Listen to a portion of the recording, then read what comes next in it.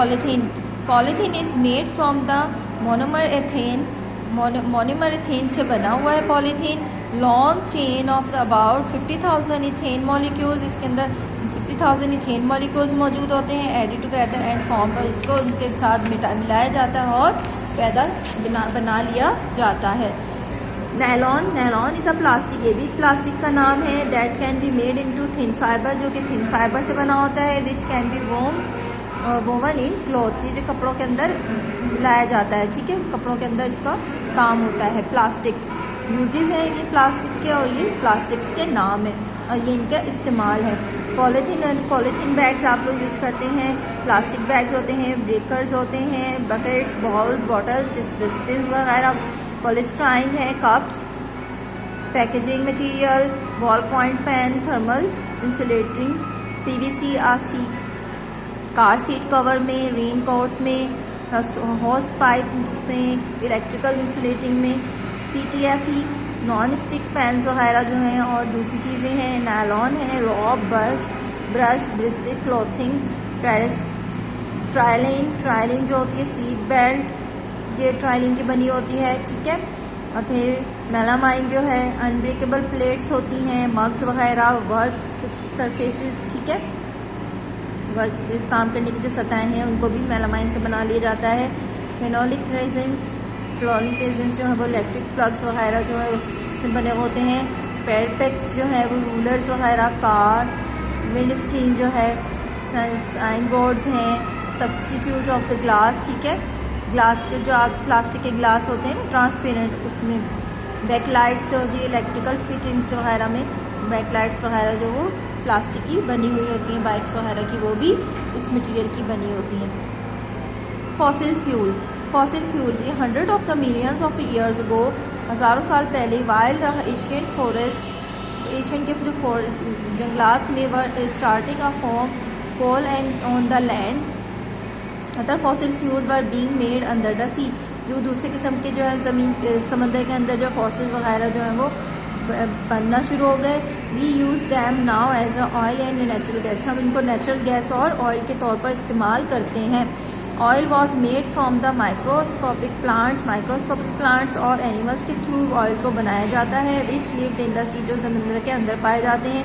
As they died, जब ये मर जाते हैं, their body collected at the bottom of the sea, ocean की गहराई से इनकी मरे हुए जिस्म को कलेक्ट कर लिया जाता है, इनकी डेड बॉडीज़ को। Here they were covered by the mud and sand, जहाँ पर वो मिट्टी और रेत से भरे हुए होते हैं। ओवर 100 ऑफ ईयर्स, हज़ारों साल पहले, the layer of mud and sand become very thick, बहुत ज़्यादा मोटी लेयर होती थी ये मिट्टी की। High temperature and pressure change them into a thick black liquid cold crude oil, जब टेम्परेचर पर गर्म किया जाता था तो फिर ये एक बहुत मोटा और ब्लैक कलर का लिक्विड पैदा कर देता है, जिसका नाम होता है crude oil.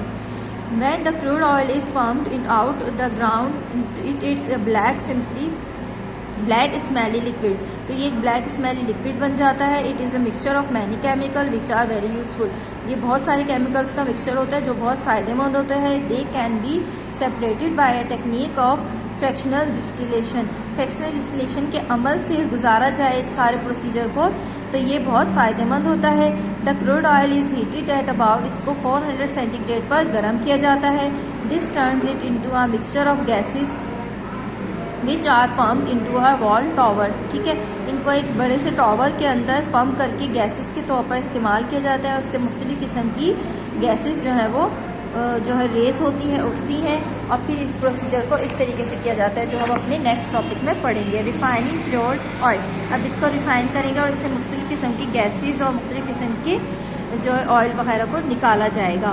Crude oil is a mixture of a compound called hydrocarbons, hydrocarbons का जो है वो मजमुआ है। How is this mixture separated, इस मिक्सचर को किस तरह से सेपरेट किया जाएगा। Crude oil is refined by fractional distillation, ठीक है, फ्रैक्शनल डिस्टिलेशन के अमल से इसको अलग किया जाएगा। Which take place in a tall tower called fractionating tower, इस टॉवर का नाम है fractional distillation of crude oil. आप देख रहे हैं इस टॉवर का नाम है फ्रैक्शनल टॉवर, ठीक है। फ्रैक्शनिंग टॉवर में इसको इस अमल को किया जाएगा। इसके अंदर ये आपने सॉलिड डाल दिया, इसके थ्रू ये सारा प्रोसीजर होता जाएगा। There the oil is heated up, जहाँ पर जब ऑयल को हीट अप किया जाएगा the compound with the low boiling point boil off first, ठीक है, जब पहले लो बॉइलिंग पॉइंट पर बॉयल होना शुरू होगा, they rise to the top of the tower, tower के टॉप तक पहुंच जाएगा। Compound which higher boiling point are collected lower down, ठीक है, जब कंपाउंड को कलेक्ट कर लिया जाएगा the different group of compound are called fraction, जो इसमें से मुख्तलिफ किस्म के कंपाउंड्स निकलेंगे उनको कहते हैं फ्रैक्शंस। ये नेम ऑफ फ्रैक्शंस आ गए हैं, but the fraction is use for, इनका इस्तेमाल क्या होता है ये इस डायग्राम में सारा शो करवाया गया है। फैट्स, पहले आपको डायग्राम भी बता दूं, देखिए ये क्रूड ऑयल है, इसके अंदर, ठीक है, हॉट कितना 4 डिग्री 400 सेंटीग्रेड तक इसको हॉट किया गया है। गैस, सबसे पहले इसमें गैस प्रोड्यूस हुई, पेट्रोल, केरोसिन, डीजल, ठीक है, लुब्रिकेटिंग ऑयल्स हो गया, फ्यूल वगैरह हो गया, पैराफिन वैक्स आ गई और ल्यूमिनेंट, ठीक है।